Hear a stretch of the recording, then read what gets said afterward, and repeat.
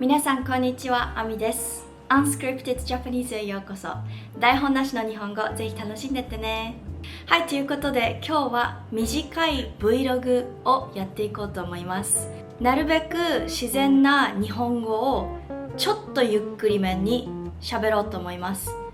なので、I hope you really enjoy this vlog!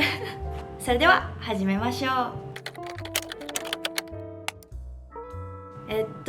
今日は火曜日、今朝の10時12分です。私は今ここロサンゼルスに住んでるんだけど、今日はちょっと仕事に行ってきます。はい、それでは行ってきます。ロサンゼルスなんでもちろん運転していくんですけど、今日の仕事場は家からめっちゃ近いのでラッキー家から本当に6分家からたったの6分6分しかかかりません。ちょっと車めっちゃ汚いんだけど、そう、はい、汚いです。そしてここの信号はめちゃくちゃ長い。ここはハリウッドです。 We're in the new office. It's so beautiful. お腹空いたからおやつ食べてます仕事から家に帰ってきました。ただいま。皆さん私が誰なのか知らないと思うので、ちょっと自己紹介をしたいと思います。名前はアミで、日本人ですロサンゼルスに10年間住んでて、メインの仕事は女優です。女優、わかりますか？俳優と女優。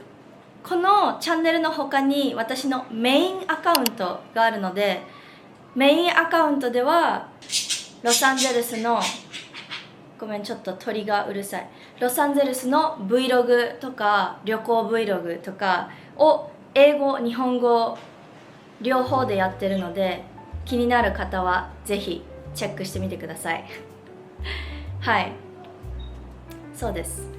で、今日の仕事、今日は何をしたかっていうと、英語学習アプリ、違うな、言語学習アプリのスピークっていうのがあって、これは宣伝ではありません本当に働いてるから。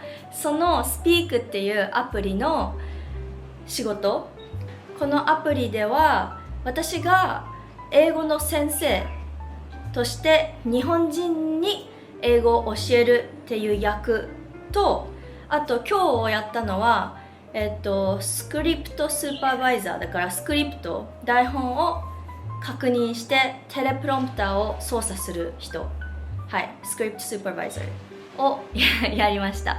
そんな感じ。今日は、朝の10時半から、3時まで、一応3時までの予定だったけど、2時過ぎには終わって家に帰ってきました。はい、今日はそんな感じ。長い Vlog は撮ろうと思ってないんだけど、この先皆さんがどんなビデオを見たいか知りたいので、ぜひコメントで教えてください。このチャンネルでどんな内容のビデオを作ってほしいかとか、日本語に関する質問とか、日本の文化に対する疑問とかあったらぜひ教えてください。今日も見てくださってありがとうございます。それではまた次回すぐお会いしましょう。バイバイ。